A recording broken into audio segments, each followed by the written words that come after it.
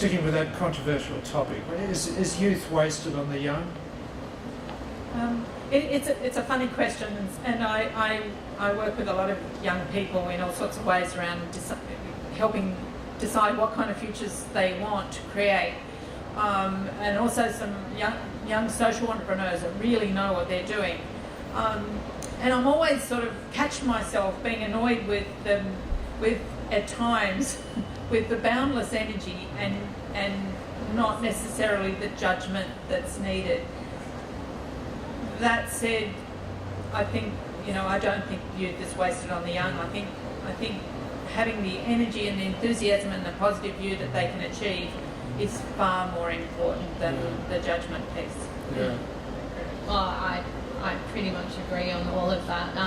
My dad often said if he knew what he knew today, he'd be sailing the French Riviera with billions of dollars. Absolutely. If he had all that knowledge back when he was younger. So, I had a pretty interesting youth, and I'm from Generation Y not. So, I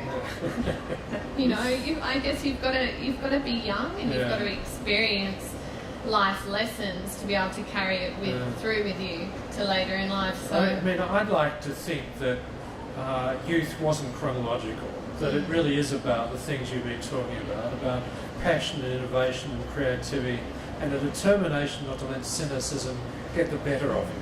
Because frankly, that is what happens as people get older very often. Been there, done that, didn't work. And so I guess a message, I'll ask this as a question you might put to our audience, is maintain the drive, maintain the energy, the enthusiasm, the love of life and all that's behind it. Would you agree with that? Well, when I first started Pink Hope, which is a predominantly an online community, I started it on a volunteer basis with 2 young children under the age of, I had a 9-month-old and a 2-year-old. And it was long nights, getting 250 emails a day, responding to them and, speaking on the weekend. And if I didn't have that passion, I wouldn't have been able to see it through. So something that I always say to the younger generations is choose something that you're passionate about, because success will follow.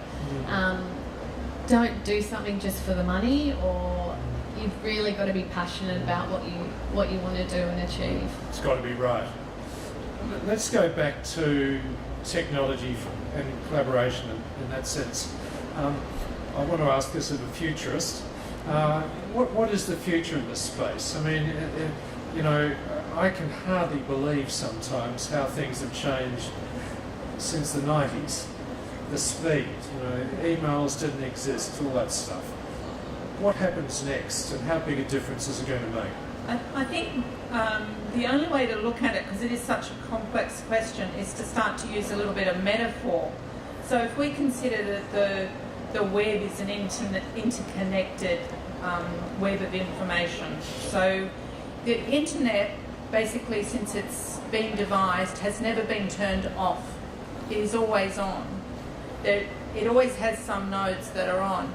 If you start to think about, at the moment there's what I would call a pretty dumb terminal at the end of those. It's a computer terminal, machine intelligence, not very smart. If you start to think that there's a human at the end of those, if you start to think that there'd be 7 billion educated humans, and every person is like a supercomputer. So the future is something around everybody being able to share information, to actually collaborate, to achieve what it is that they want to create. And yes, there's some challenges in there about the economic system and how that is going to change, but it is changing, and it's changing very, very rapidly.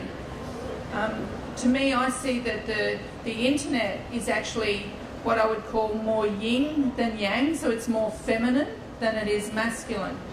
So the internet is about sharing information, it's about sharing power, and so we're actually moving into what I call a very feminine world, a yin world, a balanced world, where people actually care about what happens. They don't treat business as a game, they actually see it as affecting real people, real lives. And the future is that balancing between yin and yang, both in personal but also within the group and with society. And that's a major shift. We are living in a very yang world where power over is king.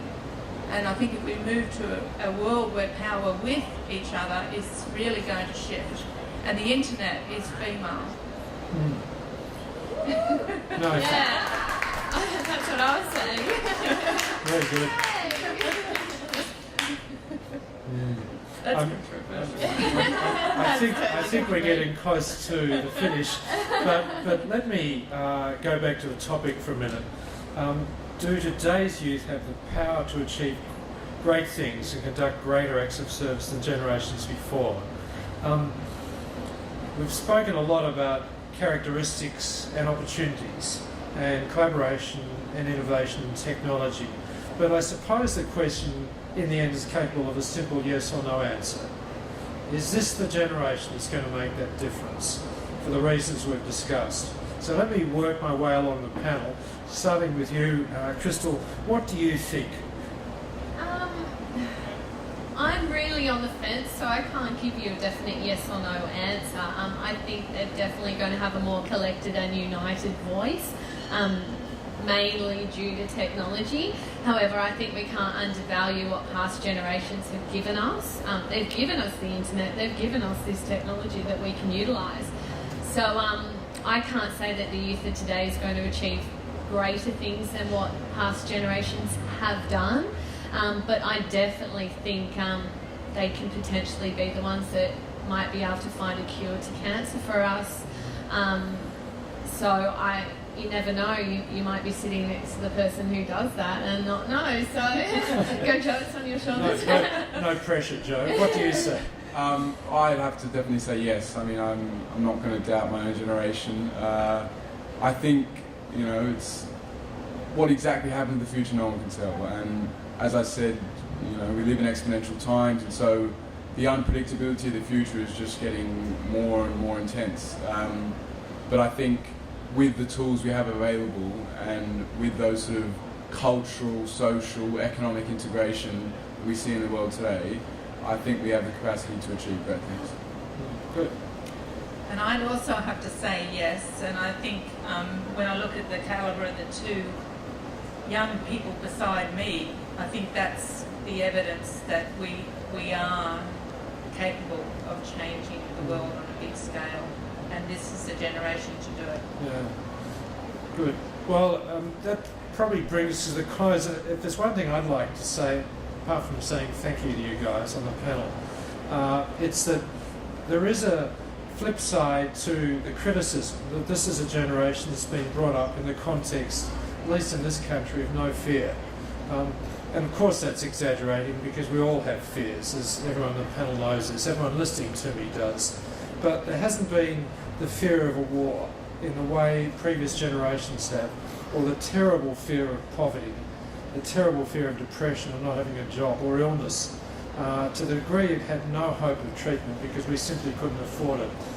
Brought up in those terms, I think it gives youth, whether it's Generation X or Y or whatever, a different opportunity to make a difference because you can go forward fearlessly. We're not trammelled by the awful experiences of the past. It's a good time, an optimistic time, and I think too a passionate time. So can I say, I know on behalf of everyone here, thank you so much to members of the panel for a really interesting discussion. Thank you.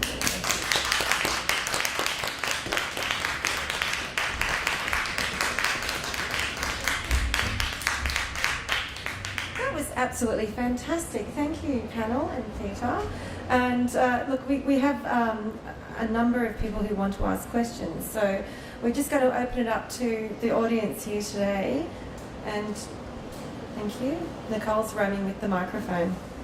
Hi, I've got a question for Joe. Can you just write in? Yeah.